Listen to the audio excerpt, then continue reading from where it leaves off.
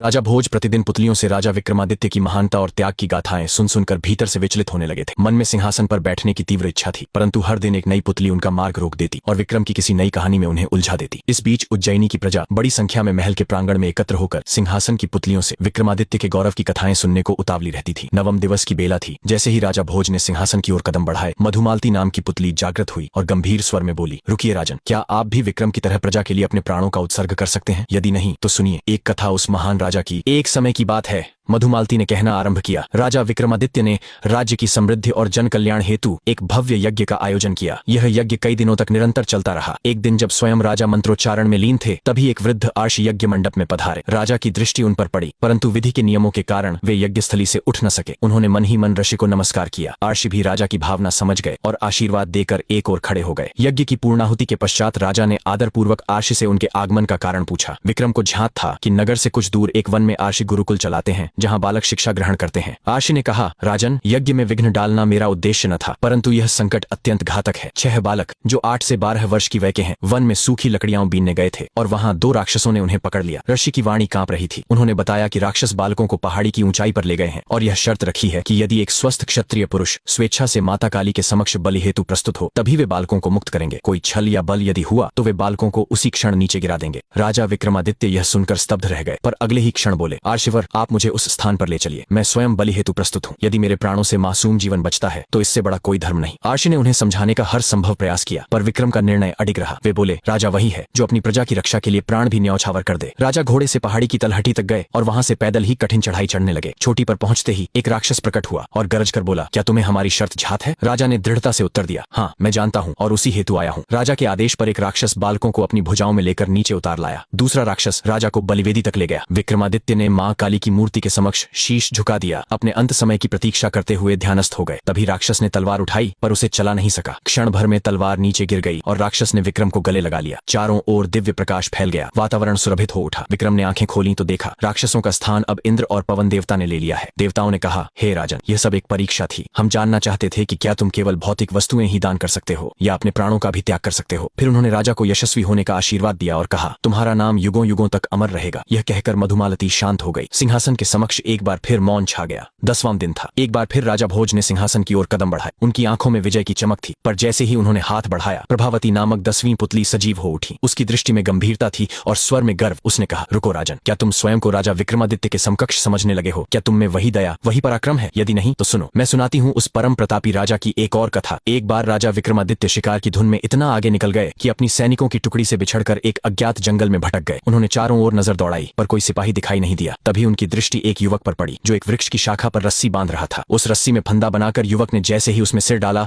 और झूलने ही वाला था, विक्रम तुरंत उसकी ओर दौड़े। उन्होंने युवक को फंदे से उतारा और उसे समझाया कि आत्महत्या न केवल कायरता है बल्कि घोर अपराध भी है। युवक ने राजा के तेजस्वी स्वर और राजसी वेशभूषा को देख समझ लिया कि सामने खड़ा व्यक्ति कोई सामान्य पुरुष नहीं, स्वयं राजा है। भय और लज्जा से उसका सिर झुक गया। विक्रम ने उसके कंधे पर हाथ रखकर पूछा, तुम जैसे बलिष्ठ और युवा व्यक्ति को जीवन से ऐसा मोह भंग कैसे हो सकता है? युवक ने बताया कि उसका नाम वसु है और वह कालिंगा का निवासी है। उसने जो कथा सुनाई वह चौंकाने वाली थी। एक दिन वन में भटकते हुए वसु की दृष्टि एक कन्या पर पड़ी। वह इतनी सुंदर थी कि वसु एक ही क्षण में उसके सौंदर्य पर मोहित हो गया और तुरंत ही उससे प्रणय निवेदन कर डाला। कन्या मुस्कुराई और बोली, मुझसे प्रेम संभव नहीं, क्योंकि मेरे भाग्य में प्रेम करना नहीं लिखा। मैं एक राजकुमारी हूँ और मेरे जन्म के नक्षत्र ऐसे हैं कि यदि मेरे पिता ने मुझे देख लिया तो तत्काल मृत्यु को प्राप्त होंगे। राजा ने उसे बचपन से ही एक तपस्वी की कुटिया में भेज दिया था और वहीं उसका पालन पोषण हुआ। विवाह की भी एक अनोखी शर्त रख दी गई। जो युवक खौलते तेल के कड़ाह में कूदकर जीवित बाहर निकलेगा वही उसका पति बन सकेगा। वसु उस कुटिया तक पहुंचा, परंतु वहां मृत युवकों के अस्थि पिंजर देखकर उसका साहस डगमगा गया। परंतु उस रूपसी की छवि उसके हृदय में बस चुकी थी। उसकी पीड़ा ने उसे जीवन से विमुख कर दिया और आत्महत्या का विचार जन्मा। राजा विक्रमादित्य ने उसे समझाया, यह मोह त्यागो वसु, जीवन को नष्ट करना समाधान नहीं है। पर वसु नहीं माना। तब विक्रम ने उसे वचन दिया, मैं तुम्हें उस राजकुमारी से विवाह कराकर रहूंगा। उन्होंने मां काली को स्मरण किया और उनके दिए गए दोनों बेतालों को बुलाया। पलक झपकते ही बेताल प्रकट हुए और राजा तथा वसु को लेकर उस कुटिया तक पहुंचे। राजा ने तपस्वी से निवेदन किया, इस युवक के लिए मैं स्वयं खौलते तेल में कूदूंगा। तपस्वी यह सुनकर चकित रह गया। तभी राजकुमारी वहां आई। वह सौंदर्य में अप्सराओं को भी मात देती थी। राजा के आदेश पर तपस्वी ने खौलते तेल की व्यवस्था करवाई। जब कड़ाही धधकने लगी तब विक्रमादित्य ने मां काली का स्मरण करते हुए बिना विचलित हुए उस कड़ाह में छलांग लगा दी। तेल में गिरते ही उनका शरीर काला पड़ गया और प्राण निकल गए। लेकिन माता काली अपने परम भक्त की यह दशा सह न सकी। उन्होंने बेतालों को आज्ञा दी, अपने स्वामी को जीवन दान दो। बेतालों ने उनके मुख में अमृत की बूंदें टपकाईं और विक्रम फिर से जीवित हो उठे। उन्होंने तपस्वी से वसु के लिए राजकुमारी का हाथ मांगा। समाचार राजकुमारी के पिता को भेजा गया और फिर राजकुमारी एवं वसु का विवाह विधिपूर्वक संपन्न हुआ। इतना कहकर प्रभावती चुप हो गई। राजा भोज के भीतर एक बार फिर मौन उतर आया। विक्रम की इस अद्वितीय बलिदान कथा ने उन्हें भीतर तक झकझोर दिया। वे निःशब्द लौट पड़े अपने कक्ष की ओर।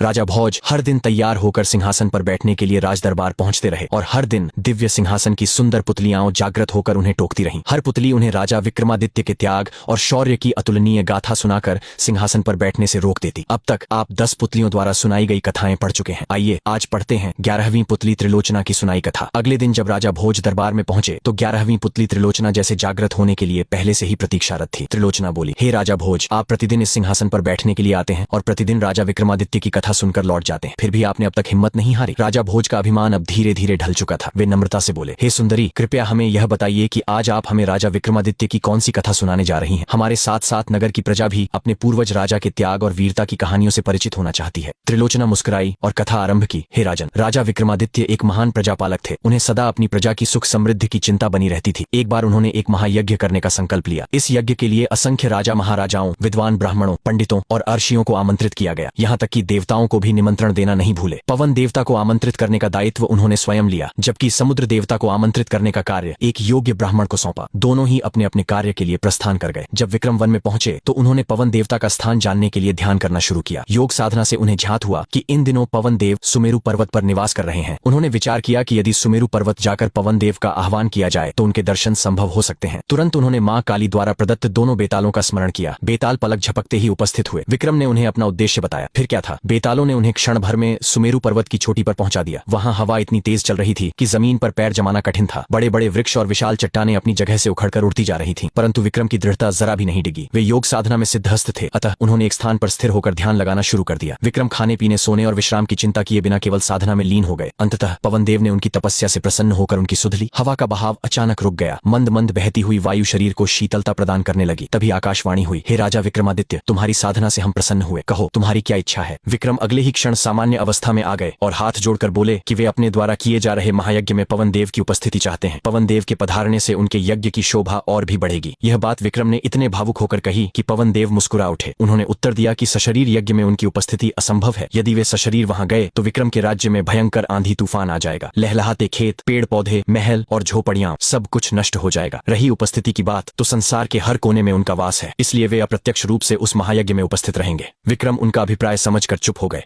पवन देव ने उन्हें आशीर्वाद देते हुए कहा कि उनके राज्य में कभी अनावृष्टि नहीं होगी और प्रजा को कभी दुर्भिक्ष का सामना नहीं करना पड़ेगा। उन्होंने विक्रम को कामधेनु गाय भेंट की और कहा कि इसकी कृपा से उनके राज्य में कभी दूध की कमी नहीं होगी। जब पवन देव अदृश्य हो गए तो विक्रमादित्य ने दोनों बेतालों का स्मरण किया। बेताल उन्हें लेकर राज्य की सीमा तक पहुंचा आए। उधर वह ब्राह्मण जिसे विक्रम ने समुद्र देवता को आमंत्रित करने का कार्य सौंपा था, कई कठिनाइयां सहते हुए समुद्र तट तक पहुंचा। उसने कमर तक समुद्र में उतरकर समुद्र देवता का आह्वान किया। बार बार उसने कहा कि महाराज विक्रमादित्य महायज्ञ कर रहे हैं और वह उनका दूत बनकर उन्हें आमंत्रित करने आया है। अंततः समुद्र देवता सागर की गहराइयों से प्रकट हुए। उन्होंने ब्राह्मण से कहा कि उन्हें पवन देव ने इस महायज्ञ की सारी जानकारी पहले ही दे दी है। वे विक्रमादित्य के आमंत्रण को सादर स्वीकार करते हैं, परंतु पवन देव की भांति वे भी सशरीर वहां उपस्थित नहीं हो सकते। ब्राह्मण ने नम्रता से अनुरोध किया कि वे इसका कारण स्पष्ट करें। समुद्रदेव बोले, यदि मैं यज्ञ में सम्मिलित होने सशरीर गया तो मेरे साथ अथाह जल भी जाएगा। रास्ते में जो कुछ भी होगा वह सब डूब जाएगा। चारों ओर प्रलय की स्थिति उत्पन्न हो जाएगी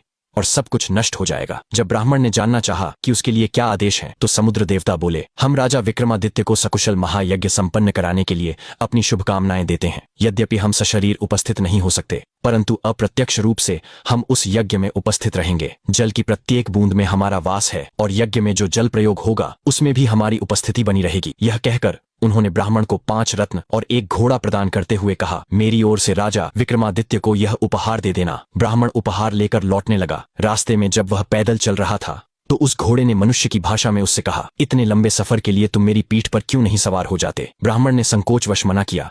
तब घोड़े ने समझाया, तुम राजा के दूत हो और यह उपहार भी उन्हीं के कहने पर तुम्हें सौंपा गया है। इसलिए उसका उपयोग करना अनुचित नहीं है। जब ब्राह्मण राजी होकर घोड़े पर सवार हुआ तो वह घोड़ा पवन वेग से दौड़ता हुआ उसे विक्रम के दरबार तक ले आया। सवारी के दौरान ब्राह्मण के मन में एक इच्छा उठी, काश यह घोड़ा मेरा होता। जब वह दरबार पहुंचा और विक्रम को समुद्र देवता के साथ हुई सारी बातचीत विस्तार पूर्वक बताई, तब राजा ने बिना कुछ पूछे ही घोषणा की, ये 5 रत्न और यह घोड़ा ब्राह्मण को ही मिलने चाहिए, क्योंकि रास्ते की सभी कठिनाइयां उसने मेरे लिए सहन की। समुद्र देवता तक मेरा निमंत्रण पहुंचाने के लिए उसने कठिन साधना की। राजा के इन वचनों को सुनकर ब्राह्मण आनंद से भर उठा। उसे रत्न और घोड़ा प्राप्त हुए और उसका मन कृतज्ञता से भर गया। इतना कहकर त्रिलोचना बोली, राजन, विक्रमादित्य जैसा प्रजापालक और दयालु राजा न कभी हुआ है और न होगा। यदि इस सिंहासन पर बैठने की इच्छा रखते हैं तो पहले उनके गुणों को आत्मसात करना होगा। यह कहकर त्रिलोचना फिर से मूर्ति में परिवर्तित होकर अपने स्थान पर स्थित